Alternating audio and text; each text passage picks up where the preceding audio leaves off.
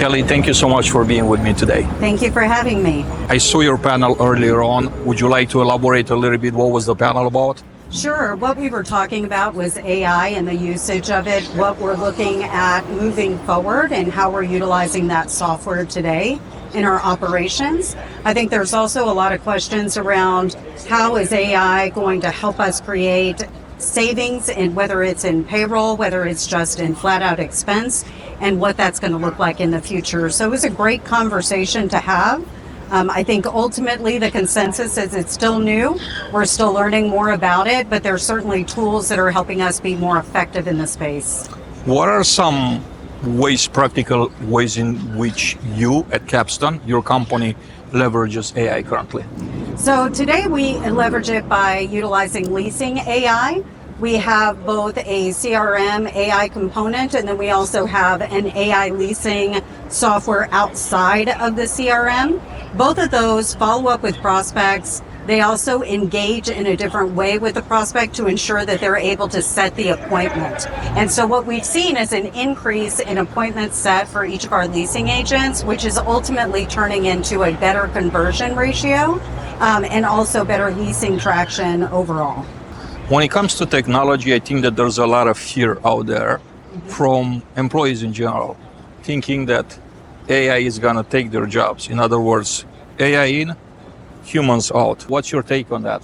I don't think it's there yet. I think right now the human component is critical to the AI software. The AI will engage with the resident or the prospect, but you need the human element to maintain that lifestyle and ultimately create those connections with the residents. That personal touch will never go away, but I think there's other ways to utilize the tool that still helps enhance the overall performance of the community. I'm thinking that since the Industrial Revolution, this was a fear of humanity. When the steam engine was first invented, people that had, horses were in big trouble, or at least at the very beginning, thinking that their work is not as valuable, is going to be replaced. And it was replaced, but also there were other jobs created, like someone had to build those steam engines, someone had to operate them, and someone has to maintain them. Right. So it's not that jobs were just literally eliminated, but other jobs were created too. Do you see the same thing happening with AI? Absolutely. It's going to be a shift in what the duties are for that person or that position. And I'll give you another example. Outside of leasing, there's also a delinquency AI that will reach out to different residents to try and collect those funds from the resident. And so it has gotten to a point where that communication piece is pretty fluid. And the human component of it is more on the collection side of actually taking the physical check. So the way that we see something like that morphing and changing is that AI component will continue that communication, but the human will still need to go knock on doors, engage with residents to understand their situation and make some decisions on what does that look like. Is it payment arrangements? Do we need to spread out the way the payments are coming in order to allow that resident to catch up? Because ultimately, the goal is to sustain occupancy and collect the revenue, so you don't want to have that tool pushing people out of your property or executing evictions before you've had the chance to understand and work with the resident to collect those rents. So enhancement, not replacement. Exactly. Of humans.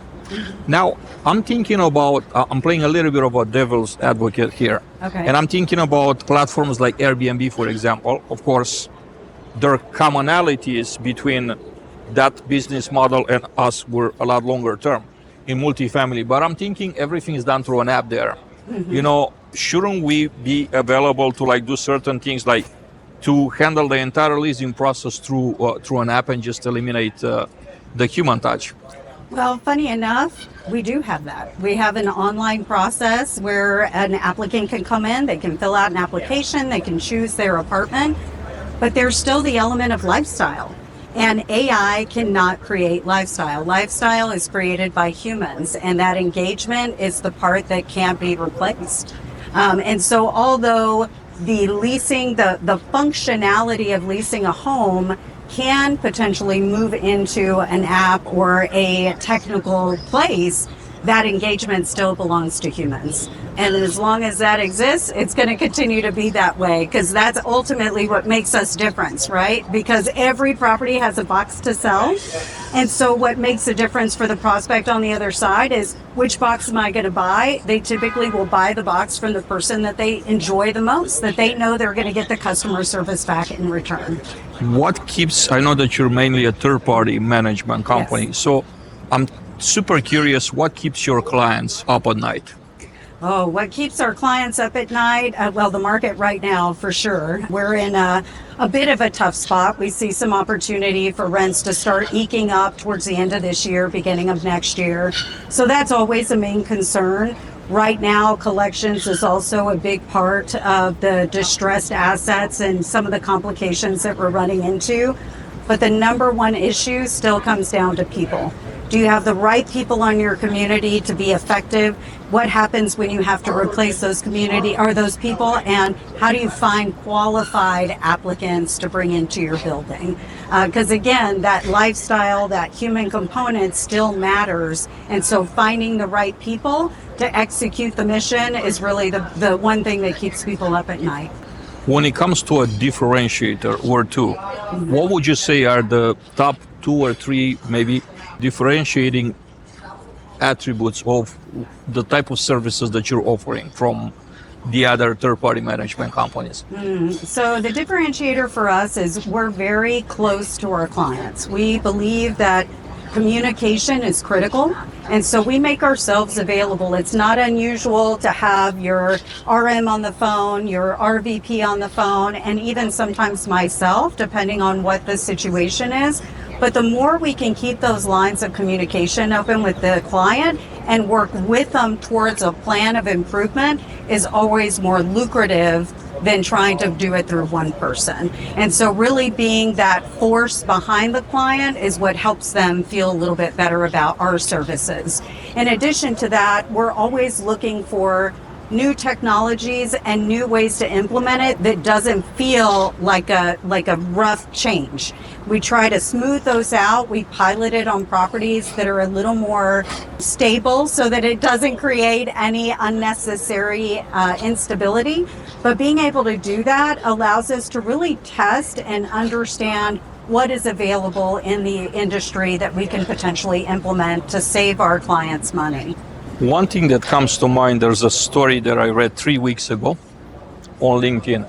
Someone presented a story about a robot that was built in Israel, was manufactured, and it's been used by a company in New York. What a robot does, it hangs up drywall at the rate of 1,500 square feet per hour. Wow. It doesn't take breaks. It doesn't call in sick. It doesn't have time off.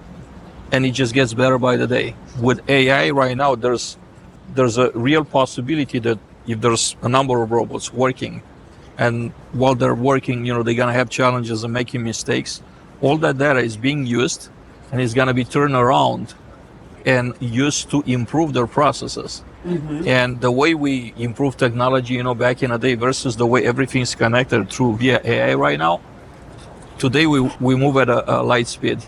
Yeah. So I'm thinking in our lifetime, every single job that's out there is going to be challenged at some level or another. Not to say eliminated, but challenged. Mm-hmm. That part of each one of our jobs is going to be taken over by, some automation, some robotics. How do you see this playing? With this being said, how do you see it playing in property management if we're taking a horizon of 5 to 10 years?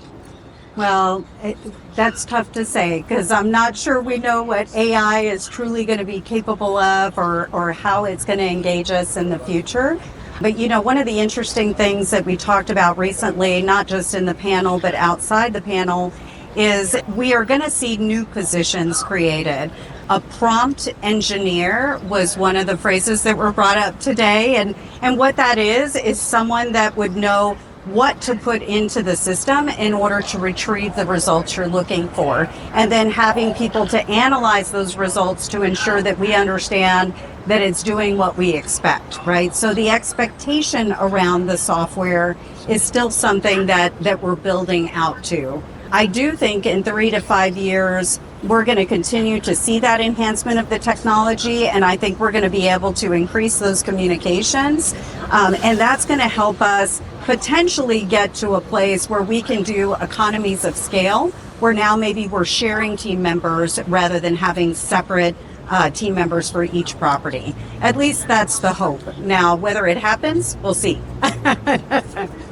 In closing of our conversation, I wanted to ask you, what do you see in a more immediate future, like the remaining of 2025 and 2026? What are the things that get you the most excited about being in property management?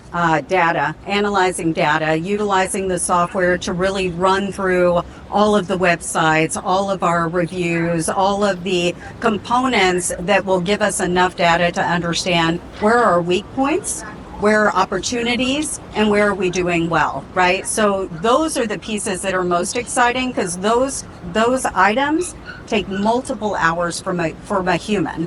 But if we can figure out how to get that out of the AI tool, that is going to help us be more fluid in our decision making, which will ultimately allow time for additional growth and business development.